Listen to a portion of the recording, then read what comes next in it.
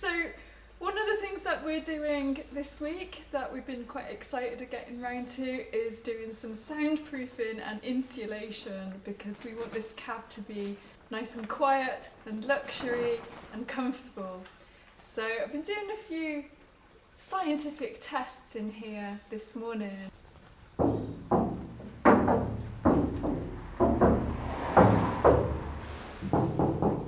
So we want to be fixing that. So you may remember that we recently finished restoring the cab on this, our 1975 Bedford, former fire truck and off-grid home on wheels to be. And mighty pleased with it we are too, resplendent as she is in all her shiny new chocolate and cream colours. But with winter now closing firmly in here in Cornwall, bringing rain and storms and short dark days, we are more desperate than ever in our long wait for mains electricity. We could really do with some lighting, I think. This is slowing me up a bit. There will be more news on that in this week's video. But until we're connected, we're mostly stumbling around in the gloom, trying to find some motivation. So join us this week, doing what we can, sorting out the workshop, cleaning up the wiring gloom, and getting on with the soundproofing inside the cab. And keep everything crossed for us that we'll be switching some lights on inside soon.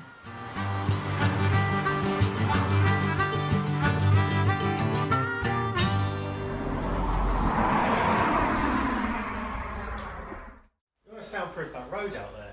What's that? I like loud cars anyway myself. Like the truck. No interior whatsoever. Adds to the experience of it. But I can see if you're driving quite a long distance and you want to have a conversation, maybe you want to listen to your tunes, it'd be quite good to have it a bit quieter in there, I suppose. We need to see if we're actually making a difference to the sound, don't we? So we need to do some scientific experimentations of measuring the sound in here. Maybe we'll do a few miles in it, see how loud it is. I think that's what we need to do. Let's do some tests.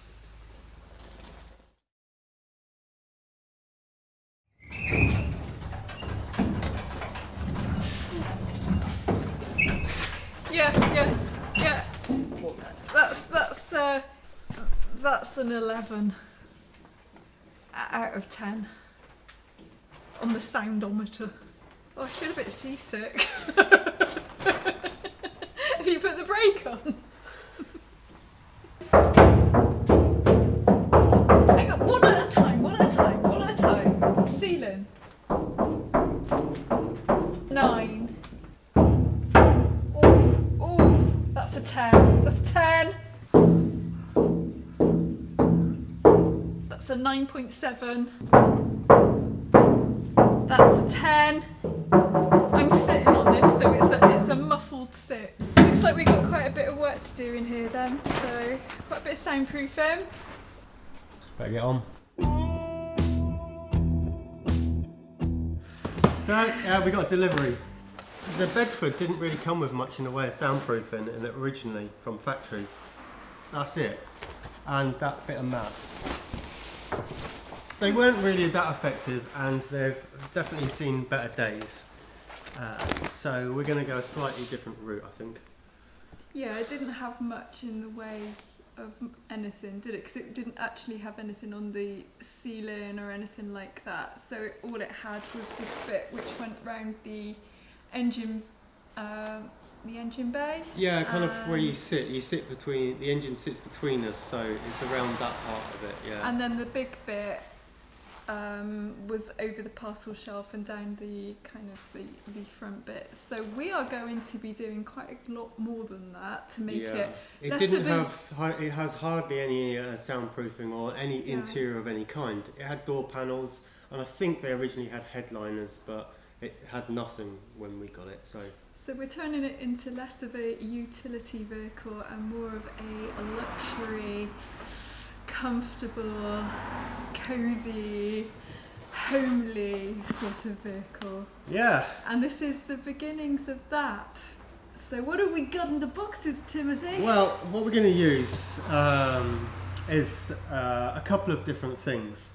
We're going to use, to start off with, some, like bitumastic aluminium foil coated material. It's only a couple of millimetres thick. It's quite dense, as in heavy. the Fox Yeah. weighs a load, and yeah, we don't really want to put too much weight in the truck, but what this stuff does is kind of cuts down on the resonance of a panel. So if you've got a big flat open panel, you can put this stuff on and it kind of deadens the sound a bit. From the factory, quite often vehicles have squares of this you'll see along panels, and I don't think you have to coat it totally, all the panel. You just have to use this to kill the vibration. But what a lot of people seem to do is, particularly where you've got areas where around this engine bay, is to like absolutely coat the whole thing. So we're going to cover the floor, all around the engine bay, over the wheel arches, all up that back panel and the parcel shelf. We're going to completely cover all of that as our first layer of soundproofing and insulation. And then we're going to use it sparingly on other places, like strips on the roof and the front nose panel. We're going to use as much as we need to cut the resonance out on that. And then I think we're going to use some, we have some closed cell foam, which is quite good for heat insulation, a little bit for noise, but probably not that much. It's only like 4 millimetres thick again. Being closed cell means it doesn't absorb any moisture, which is good. And I think we're going to probably put this on the roof and the front panel, and the outside metal where it could get heated up by the sun or cooled down by the, what's the opposite of a sun? Sun that's gone inside. Yeah, the cold. We've never used this, and we're going to give it a go. I think it's quite important that it's stuck down really well, so people suggest using rollers.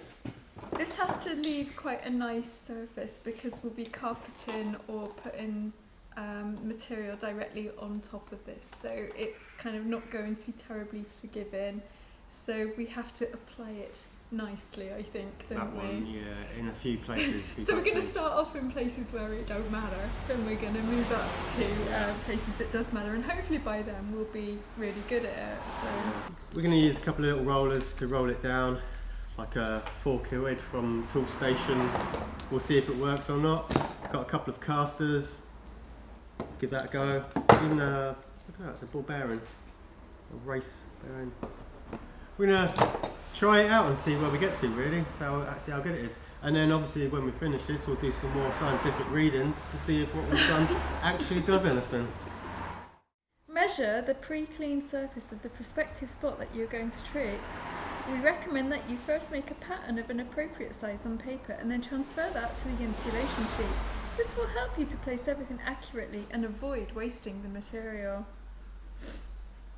There's this illustration of a really kind of like celebratory looking masculine man. Look, what is he doing? What is he doing? Who is he? Does anyone know who that is? Is that anyone's dad? Because really, how embarrassing. He's really excited about having a quiet car. When I was young, we'd celebrate having a really loud car. Yeah, we took the silencers off our cars. That's why you can't hear anything now. It's our first template, so we've made a rough template out of a bit of cardboard, and we're going to just see how you cut this stuff. So we want to make sure it stays in line on that side. Everything that we're doing in here is kind of a real steep learning curve for me. Not so much for you, because I've never done it. You know, Tim's got a lot more skills, practical skills really, than I have.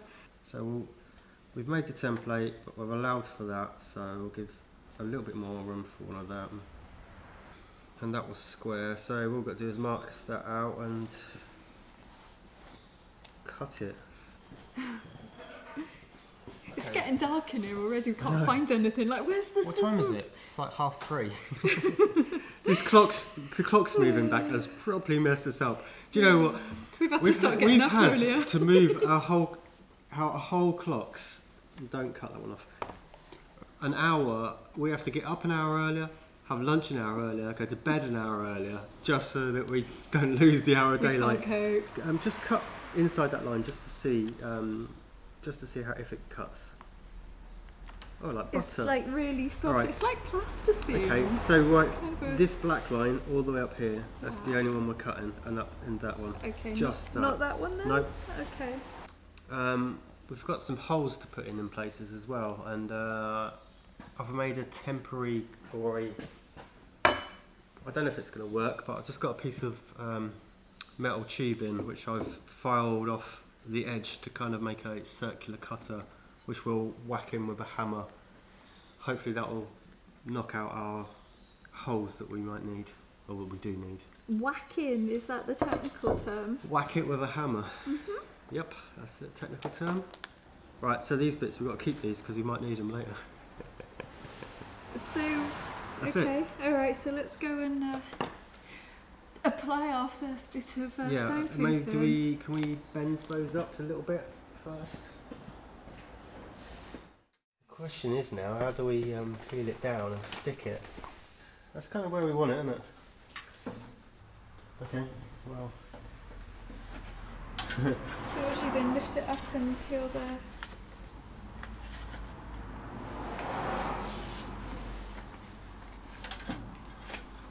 I think I'm going to take the padding, the backing out, and you can roller it that way. I think it's going to be good.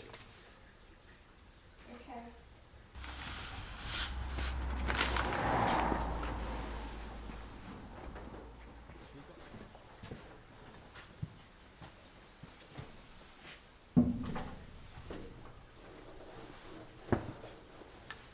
I've got just the thing for this little in the join there. I've got a little caster wheel. Cool. So I just want to put in this bit here. Yeah. Before we get stuck down too much. Neatly rolled in there. Class, genius. It is. They don't call us old road salvage for nothing, you know. Nothing gets wasted right there. Okay, so, and that's the where there's an indentation. I don't know if we're supposed to, if that'll roll into that, or do we do it when they're all down? So many questions. It's kind of weird. I thought it would go kind of like really flatter more quickly. It will. I don't know, maybe you've got to push it really hard. Maybe it isn't the correct roller for it. I mean, you have to pay a lot of money if you want to buy the real rollers. Oh, it is? Yeah. Yeah. Just get some pushing it. Oh, yeah, it's cool. But I can see the novelty of this is going to wear off really quickly. Well, I think that's kind of the basics. So that's the first one down. We got 70 something of these. So we've got to do the whole interior. We're going to be here a while.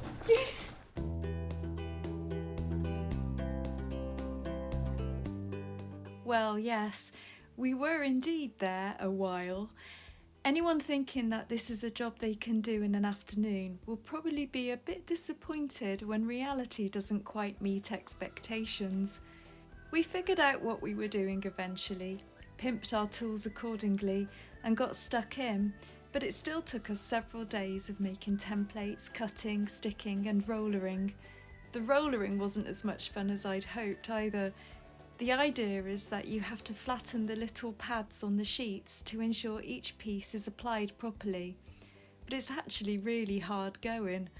I had proper aching arms and a couple of blisters by the time I'd finished.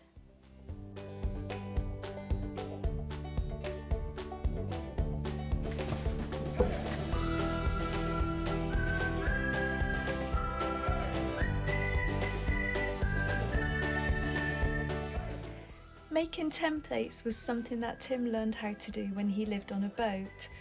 Although the material of choice for boat builders is usually plywood, in this case cardboard from used cereal boxes does just as nicely. It's a simple enough process, using several small pieces of card, cut out and taped together until the correct shape has been made. then using the template to cut out the actual material being used, in this case the soundproofing, before finally fitting the piece, which should now fit perfectly into place.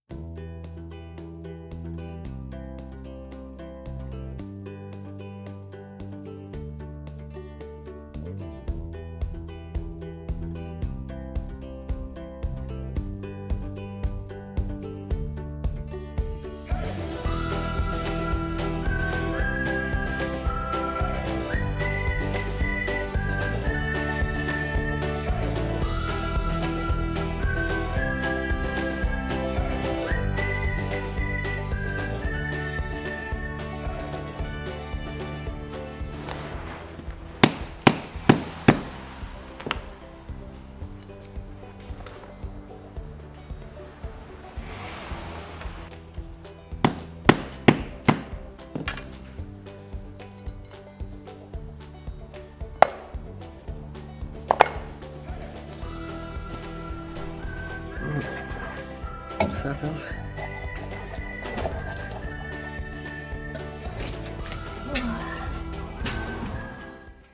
Tim finished all the template making, the cutting, the sticking, and to be fair, most of the rest of the rollering in the few days I was out of the workshop. So when I came back, there only remained the taping over of any gaps between the soundproofing sheets. For this, we used aluminium foil, aluminum for our friends in the US. This is to hopefully prevent any moisture from getting between the gaps and rusting underneath in the future, something we definitely don't want to happen, as after all this rollering, this stuff is never coming off again. Well, carry on rolling.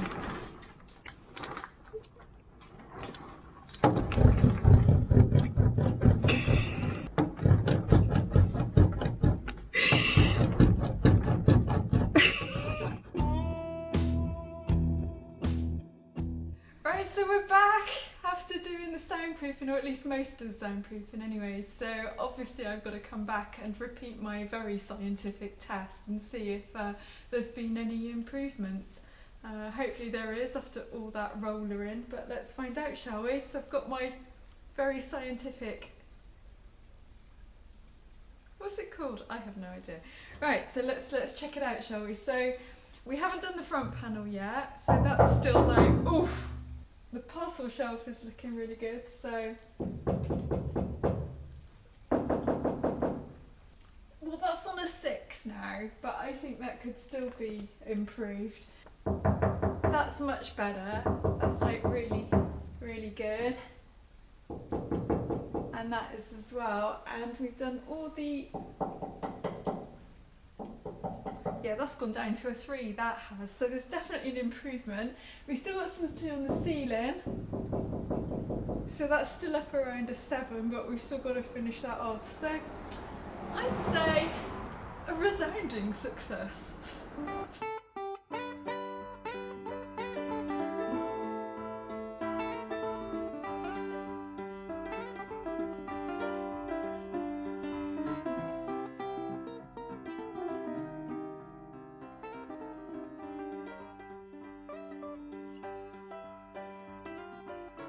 Right, so we've done all the soundproofing, well, we've done most of the soundproofing now, as you've seen, so that was lots of fun. There's a little bit left to do, but we've got to work a few other things, make sure there's space for it on the front panel and stuff before we fit that, but most of it's done. We've been away sort of from proper filming, I suppose, for a little while, but we have been doing quite a lot of stuff in the workshop since we've been gone. We've had a bit of a tidy up and a clean up, and partly that is because we are really at the moment looking for things that we can do in the absence of mains electricity. Yeah, the theme of this this video probably is things you can do not needing power. Yeah, well, obviously we still have the generator, but it's getting harder to use it because it's knackered. Yeah, and also for little things when you just want the occasional power or it's Yeah, it gets switched on when you need a lot of power. Yeah, it only gets switched on really when you need quite a lot of power in one go. We did do some sandblasting straight after the cab was finished. I actually went back in there and did a little bit of that. Oh yeah, maybe I should show you a bit of that first. Yeah, so we did a little bit, but then kind of figured, Forget that. yeah. And the reason really for that is we have been given a very firm date for the electricity. Yeah, so we did a few maintenance things in the workshop. We put up another blackboard, which we're going to do some like cool stuff with that. We sorted through all the panels and all the bits which belong on the cab, so we know what we're dealing with. And we built some shelves to put them on and everything, so we can start to work through all that stuff. We hung a few decorative pieces, we hung a ladder, we hung some cool stuff just to make ourselves feel... Made a new filter for the tent. We did, and we cleaned all the tarpaulins on the tent as well, which are absolutely filthy after all the sandblasting.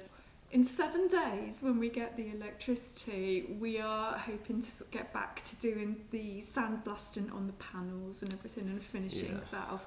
Although it's getting cold to paint on. Yeah, the epoxy doesn't... Yeah, I did, on the bits that I did, it took a while to set, that paint did, so one of the things that we are kind of looking at a solution for is maybe putting a little bit of heat in just to raise the temperature just slightly, so it will give the epoxy primer the ability to actually dry. yeah. And then if we can get all those panels into primer over the winter, when we do get maybe some slightly warmer days, then that means that obviously come spring we're ready to top coat all that stuff in one go. Yeah, all the other things are like preparing the panels, like the body fillers and all that kind of stuff. That seems to be fine with the temperature really, just our paint that we've chosen to use. So yeah, if we can get them all in primer. You're shivering. No, I'm not. And of course, as well as that, I've taken this opportunity, because I can actually start bolting things back in the cab now, of going through all the wiring. So yeah, currently, at the moment, that's what I'm working on. Yeah, so it's all kind of quite fiddly, like not very glamorous jobs at the moment, but it all has to be done. But this wiring looks insane to me. So what's going on here? Well, when we took it apart, as we explained at that point, we're quite fortunate. This is, although it's quite an old wiring sort of... wiring harness. It's in pretty good condition and it hasn't been molested much, and that is mainly because the truck's wiring wasn't really affected or touched when the fire engine stuff went in, because it all got put into a very separate wiring sort of setup. So what I'm trying to do is go through all the original truck stuff. Only a couple of minor modifications have been made to it, so I'm basically cleaning it. And as I go through it all, I can check to see if there's any bad contacts or any wires that are bad. But it looks, I mean, apart from it being filthy and covered in paint and dirt and everything, the actual condition of it looks pretty good. A couple of places I've got to solder some stuff up. But yeah, hoping to get this all kind of sorted out and cleaned up, and making sure all the switches and everything are clean and working. And then we'll get back in. So we've got two separate wiring setups going on here as well, haven't we? Which is quite sort of vital to what we're planning on doing. Yeah, what we're going to do is keep the truck actual core wiring that it has. That involves its lights, the horn, indicators, all the instrument panels. We're going to keep them just as the factory made it. And what we're going to use for anything else that we might want to use, like extra lighting or USB chargers or radios or all those things, is we're going to actually take the original fire engine stuff and work it all into that part. So we'll be doing the same thing. We'll have very separate wiring. We won't touch the original truck stuff.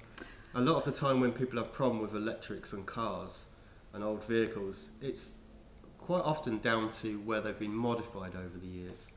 So we're going to check it's all good, put it back in, and hopefully that'll be fine. and then any modifications that we make will be in the separate feed that was originally the lighting system for the fire engine part of the truck.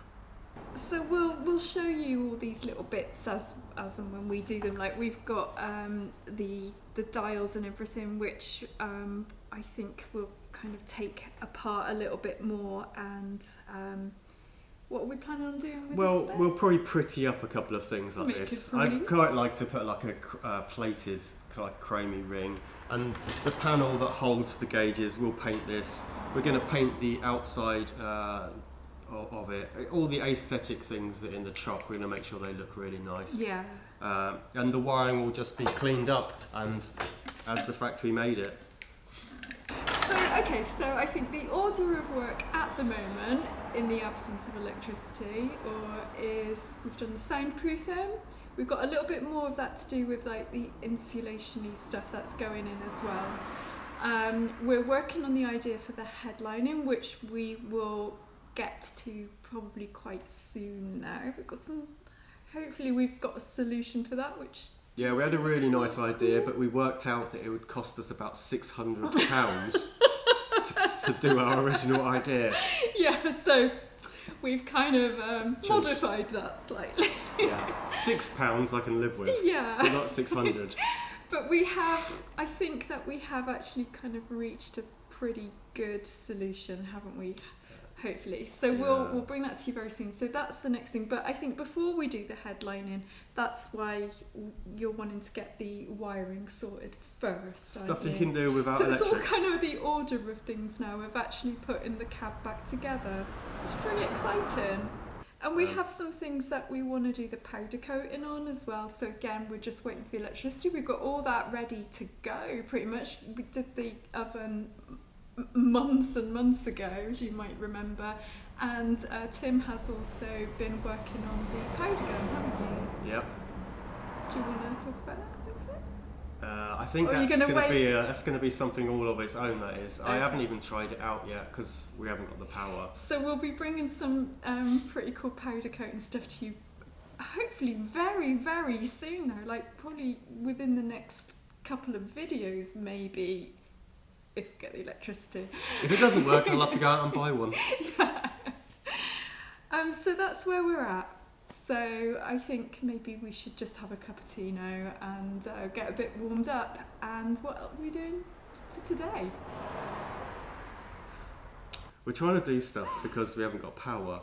But in actual fact, the things we're doing are the things where you're standing around and you're freezing because it's so cold. Yeah. We should be doing active things. What we really want. All the active things need power. It's like, you remember we're doing the sandblasting in the summer where we've got layers and layers of stuff on, absolutely sweltering.